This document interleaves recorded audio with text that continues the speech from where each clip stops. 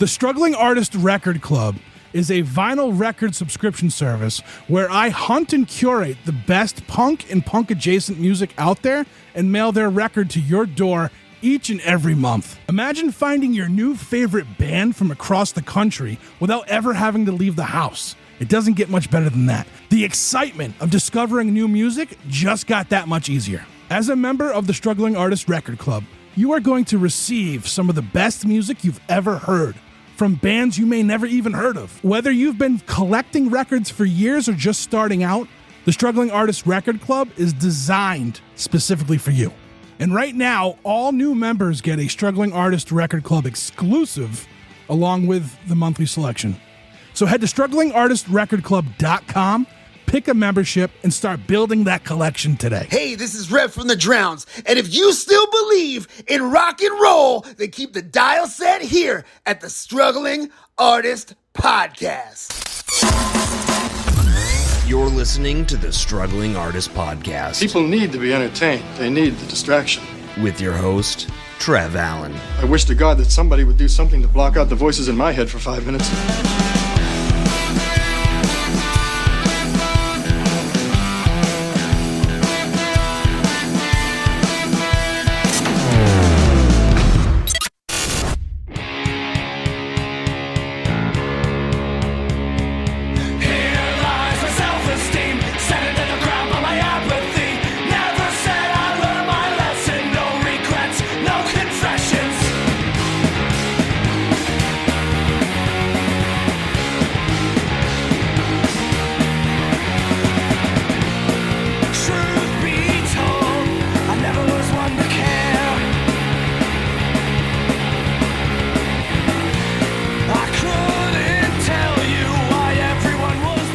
Struggling Artist Record Club recap for December. I'm Ryan. My co-host here is Dave.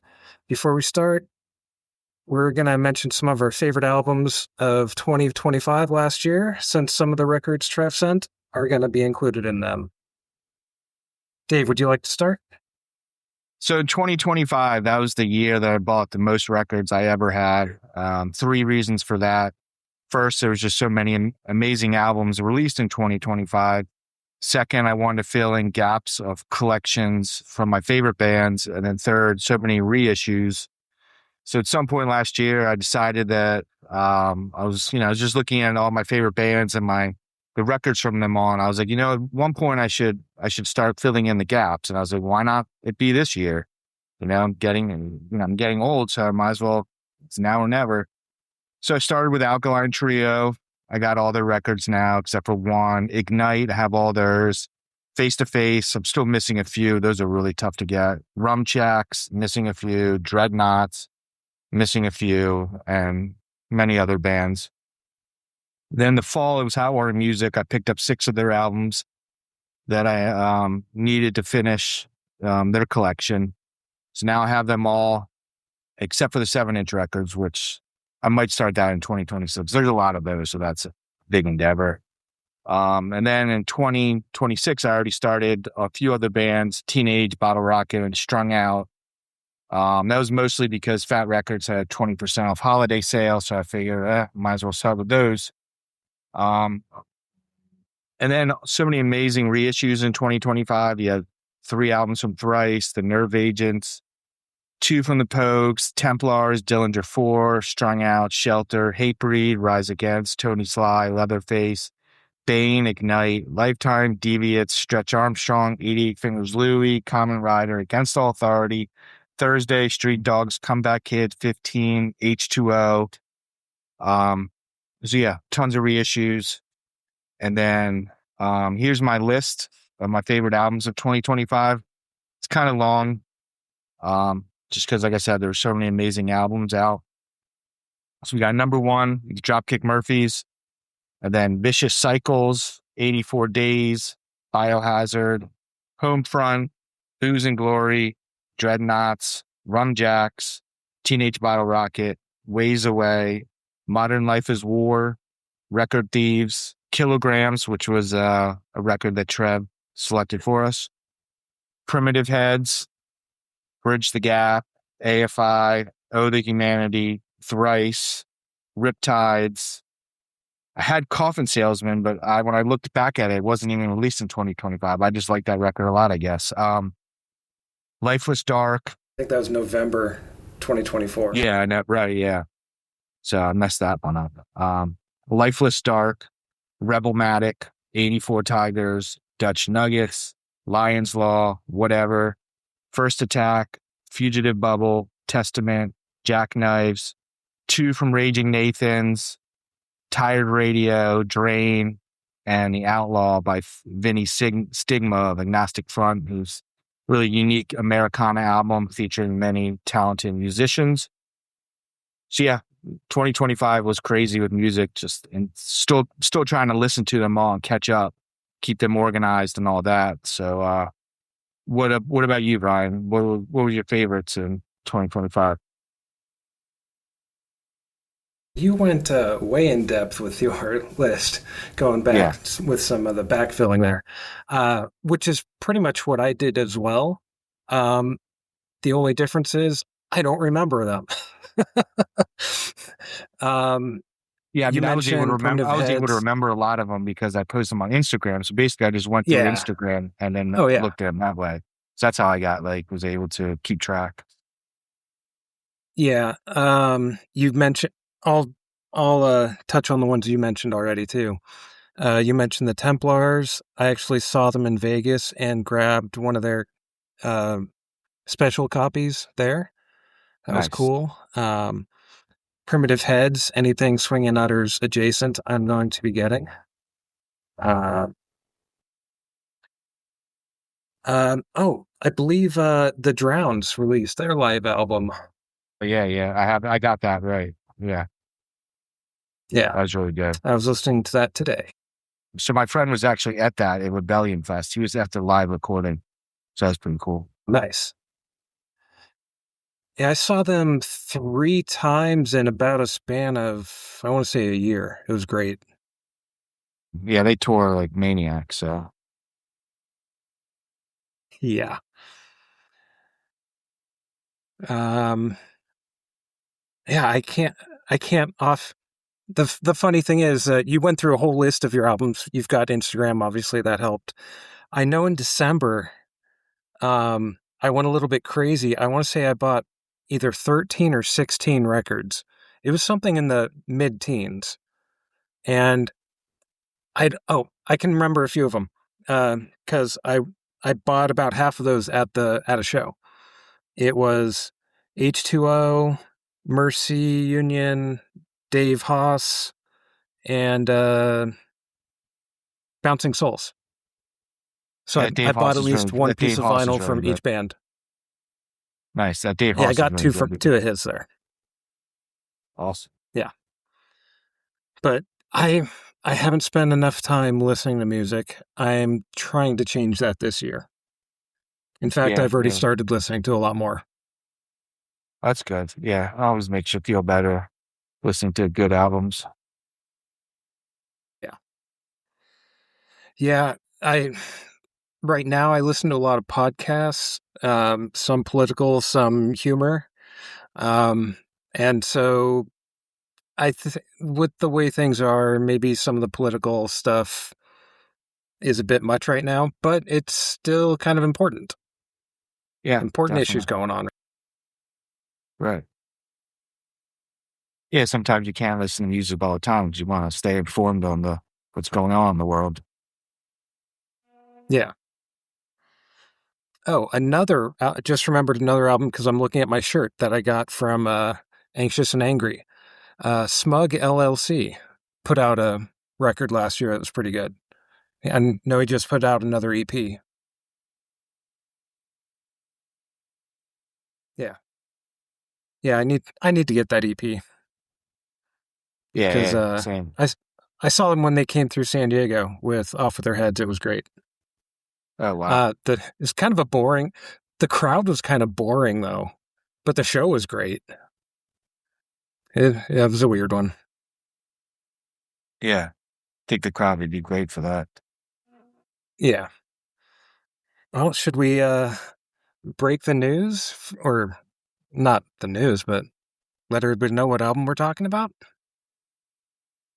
Right. So I'm going to read the readout. So basically, Trev starts saying that he had to pull an audible here.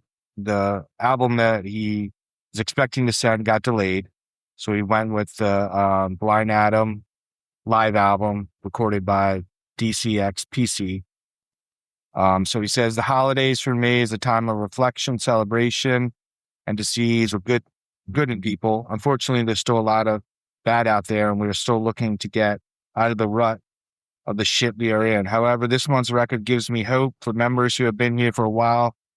You have gotten this band's studio record a few years back, but this is the live record of Blind Atom and the Federal League, which will hopefully be a new experience for you, like it did for me. The energy and raw emotion captured in this performance sent chills down my spine in the best way possible. We don't do a lot of live records, so for me to have this one be part of the club, it means something. Scott at DCX PC does a tremendous job at capturing the essence of a show with his vinyl. I hope you all enjoy this one, and I hope you all have a great rest of the year. I look forward to sending records out in 2026. Happy holidays, Trev. We also got an Instagram review from someone about the Blind Atom. If you want to go ahead, do you have that handy, Ryan? I do not. Did you send that to me? I did. I'll go ahead and read that. I'm so unprofessional. That's what that thing was. I didn't know what it was when you sent it to me. So what we got here is from Nervous Breakdown in Progress. He says, cool, exclamation point. I had received Blind Atom when it was announced on the DCX PC site. Listening to it again reminds me of its working class fascist hating, take no shit punk. One could easily make any release from DCX PC a top 10 of the year listing. I realized this POTM was a last minute addition. I read the notes. The fact that I already had a copy meant I could freely pass this one on to a like-minded friend, a late holiday gift, if you will. He greatly appreciated it and promptly announced his band had a live album coming soon as well. Getting another copy only served to cement how very good this release is. More, please. So that's again from Nervous Breakdown in Progress. That's his Instagram feed. So lots of kind words from him.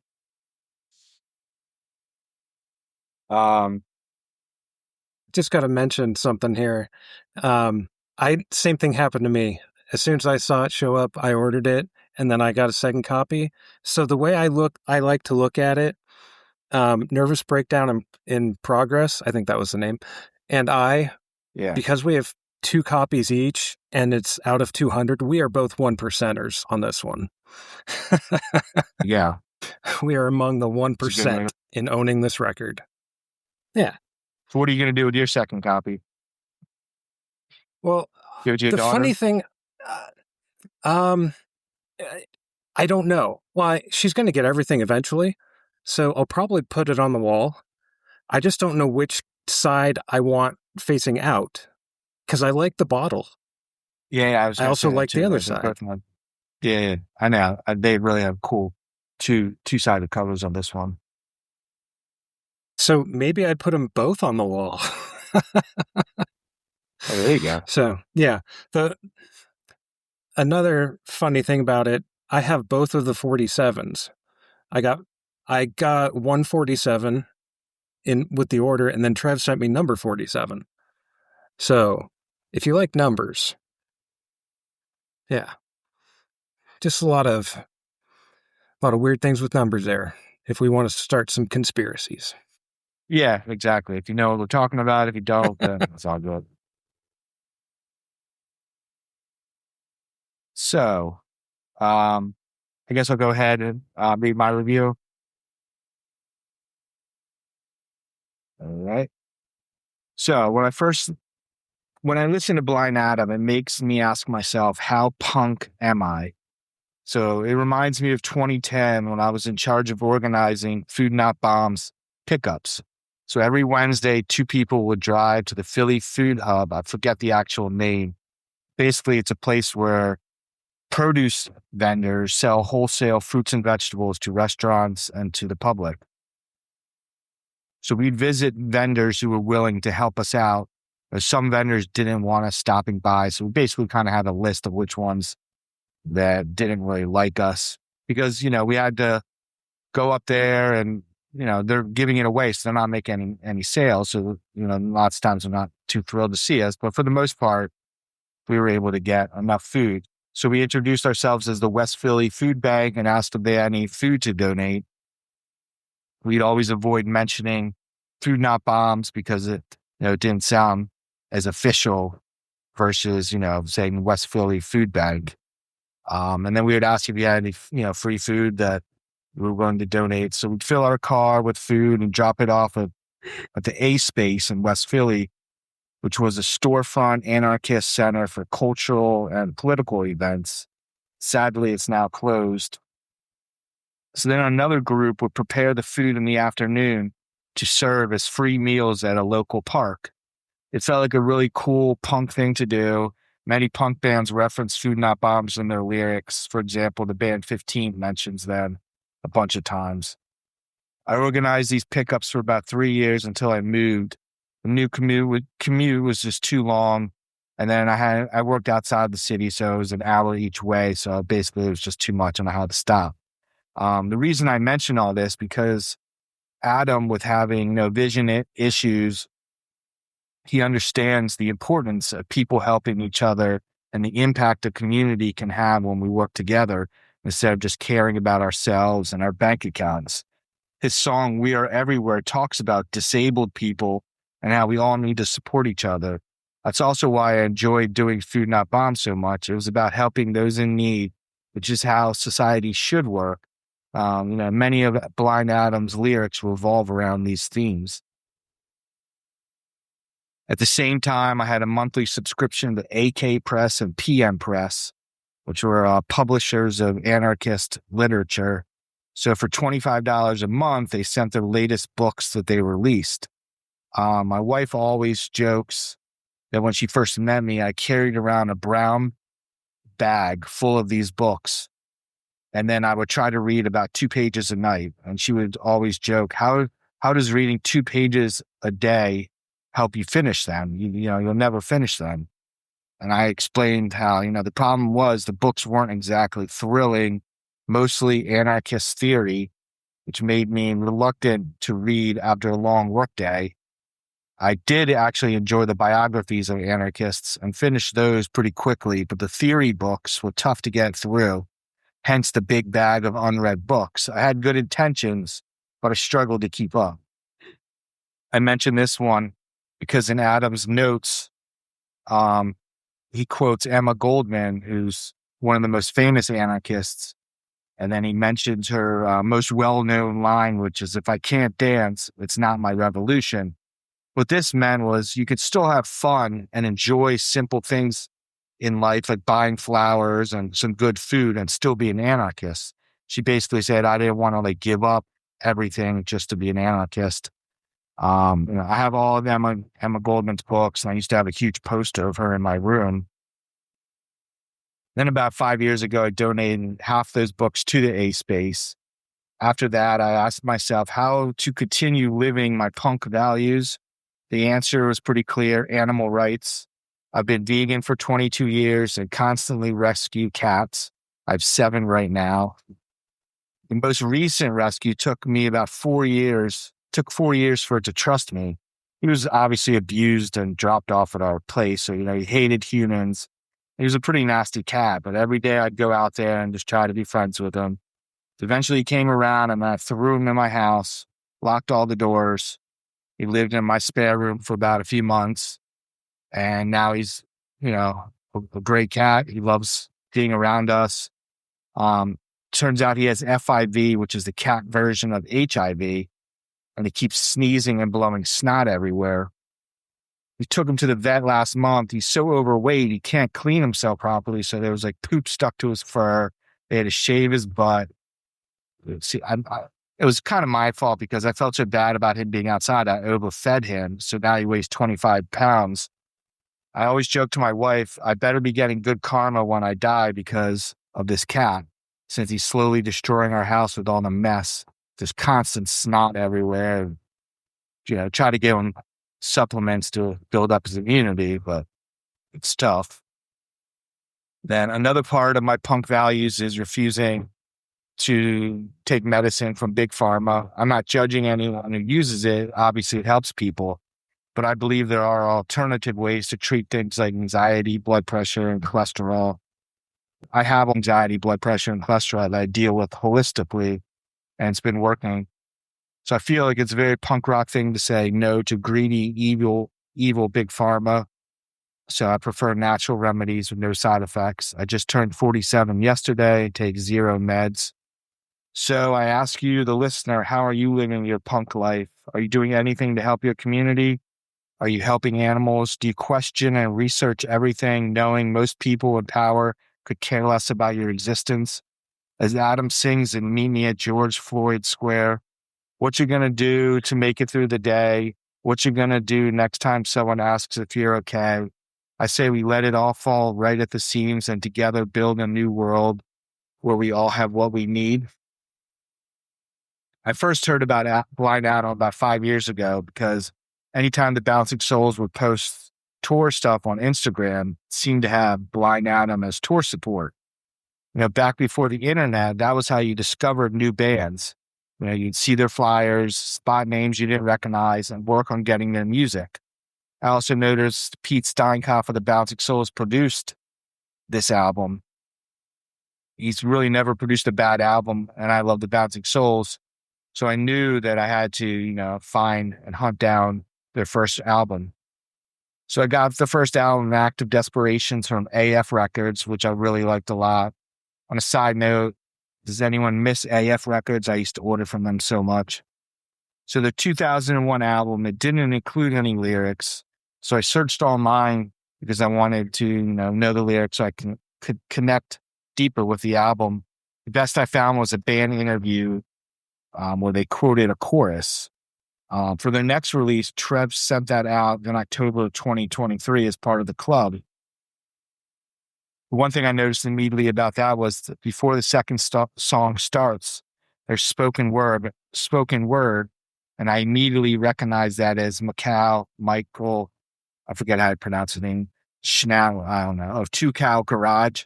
If you haven't listened to Two Cow Garage's album, Sweet Saint Me, you should do that immediately. It's one of my favorite albums ever. And actually, should revisit that album since it's been many years. After those two great records, we now have their live album, which is recorded and released by DCXPC, who always does excellent work. I have a bunch of their live albums.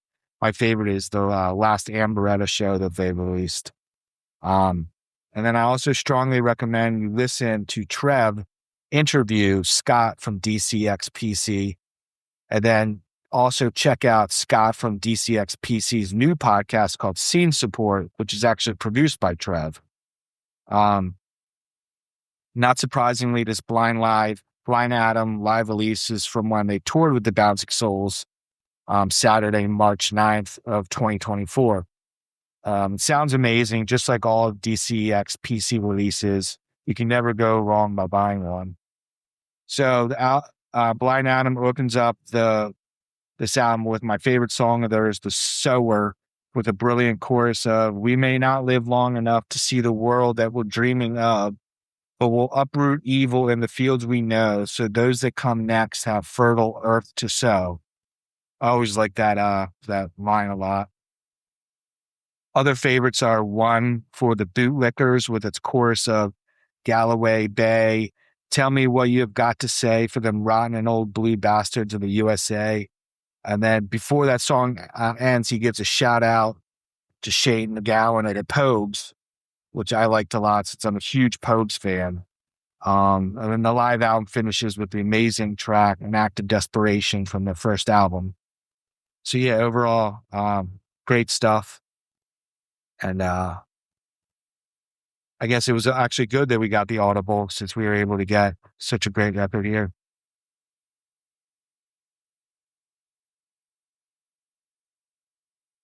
Okay. Sounds like you enjoyed the album a lot. And one thing I noticed you didn't mention was the lack of lyrics. And I think on a live album, it's kind of like a compilation album, and that's the one time you can kind of get away with it. Yeah, that's a good point. Because it's songs from other albums, you probably have lyrics in those. Right. So I'll give him a pass on this one. Sounds like you did too, because you didn't mention it. Yeah, exactly. Right. Yeah. And actually, the way I looked at this album, because as you mentioned, the members of the record club got The Fields We Know about a year and a half or so ago. It, to me, almost felt like a live version of that album with a couple other songs, obviously, Yeah. but I mean, that's what it felt like to me. And that's not a bad thing, in my opinion. I loved The Fields We Know. After I got it and listened to it, I went to Bandcamp and bought everything else. And then actually last night, I went to, because I was trying to look a few things up and do a few other things to get ready for this. And I went ahead and bought the 2 LP release. I don't remember if it's called An Act of Desperation, but it's the one with that on it. I just don't remember the album name itself. And got a shirt, couple other things, because if I'm not actively listening to the music as much as I want to be supporting the bands financially, buying albums, going to shows, buying T-shirts. My closet is too full right now. I've got shirts showing up that I don't have room for, and I'm okay with that. Yeah, it's not wrong with that. Yeah. I will say since we're shouting out. I will say I felt like the An Act of Desperation, their first album.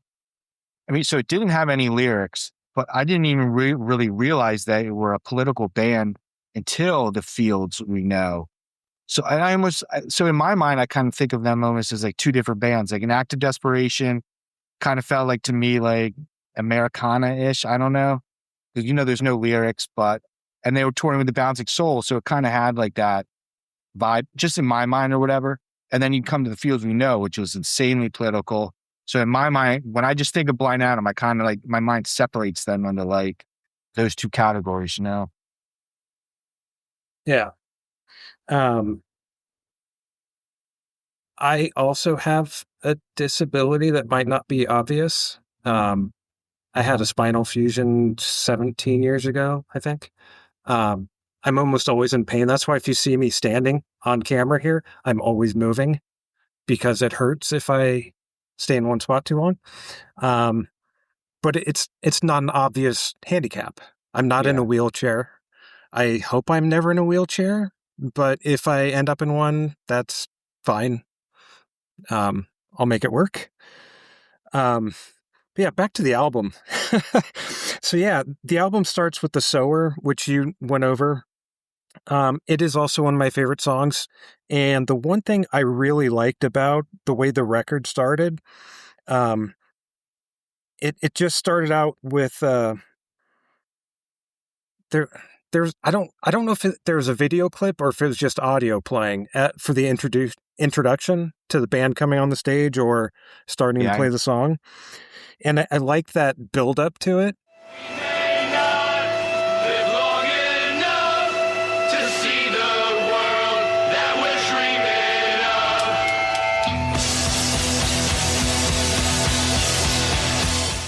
And yeah, just the thought of uprooting evil in the field so that if we're not going to live long enough, the next people that come by will have fertile soil.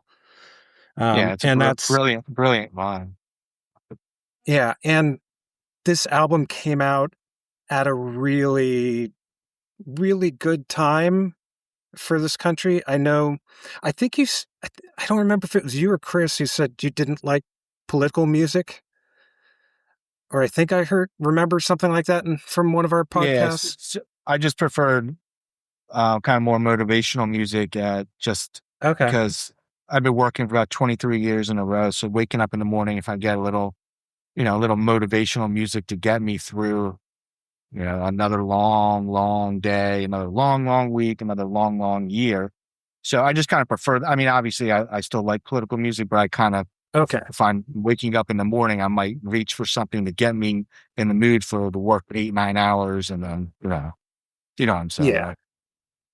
Yeah. Okay. That makes sense. 'Cause I right now or last year I was listening to, because of the way things are, a lot of political music. I was into folk punk quite a bit, and a lot of that very political, human rights oriented, that kind of thing. And so yeah, it was right up my alley to get this album. Yeah, I can see that. The next song, oh, last on the last episode when we were talking about 40 reps, you mentioned the female singer jumping in on one of the songs. And I like the way that happens with Blind Adam as well. I think it's his wife. Yeah, it is as well. Joins Yep. him before it gets better. We get to hear the transition from Adam singing to her beautiful voice taking over. Not that Adam's is bad, but hers is just it just, you can feel the mood. Yeah. It's just a great transition. Yeah, we'll raise a glass to all those that have passed, those that showed us how to fight. When the night slows down and our friends clear out, we can turn our song up loud.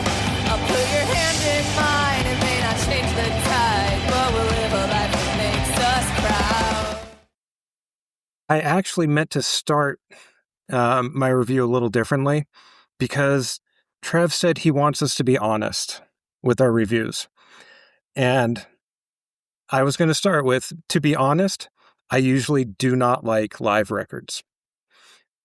I heard the DC PC podcast, or not podcast, but the one with Trev. And I immediately bought that Ann Beretta album that you mentioned and several others. I accidentally ordered 2 copies of, I think, Two Man Advantage. Is that their name? Yeah, I think so. It was the Goalie's Lament, the 7-inch. So I have 2 copies if you need one. And so, yeah, normally I don't like live albums, but DC PC or DC XPC, whatever they go by, they do a great job with the live album. You hear the band, the singer, you hear everything as if you were at the show. And you do hear some of the crowd a little bit. It's not overwhelming, which I think is good. I've listened to other live albums where the crowd is just a little too much. But Yeah. I think they have the right blend of mostly the band, as it should be, and then enough of the crowd during the breaks and things like that. And that was another thing that I enjoyed on the Drowns album. After seeing them 3 times to get their live album, I can relive those Drowns concerts from that album. I've never seen Blind Adam and the Federal League, but now, after seeing the Drowns and a bunch of other shows, I can kind of picture myself being there with Blind Adam and just loving the music and singing along, which I almost never do. It's almost like so Blind Adam's opening for the Bouncing Souls, and I'm just almost surprised like how much energy it felt like the crowd felt like almost like Blind Adam was like the headliner, even though like the crowd, I would guess not a lot of people probably knew the songs because it's Bouncing Souls. They're probably mostly here for the Bouncing Souls, but it felt like he was headlining and just there's tons of energy. So I thought they really captured that there. Yeah, and every song on here definitely has a positive message, regardless of the crap that's going on. It's just a reminder to stick with it because things will get better. Hopefully we're around, but if we're not, we're going to do the hard work to make it better for those that follow. And that kind of brings me to the closing track, An Act of Desperation. This track, I have a bit of a love-hate relationship with it. I love the song. I hate the way it makes me feel because I can't listen to it in public because I don't want to start crying. It's that much of a feeling to it for me, especially because it's based on a very true story that actually happened. It's not fiction. It happened. And the fact that there are some people that cheer for that kind of violence against other humans and then go to church on Sunday is just the ultimate in hypocrisy. And that just pisses me off. And so to end this episode, we're actually going to end up playing most of that song, and you guys can leave us a note, leave some comments, let us know what you think of the song, and if you spent time listening to the lyrics and how it made you feel, because it's a very powerful song. Well, I heard they found her with their arm around her father, washed up against the river. In an act of desperation, they washed away. Even if they'd made it, they'd be processed and separated.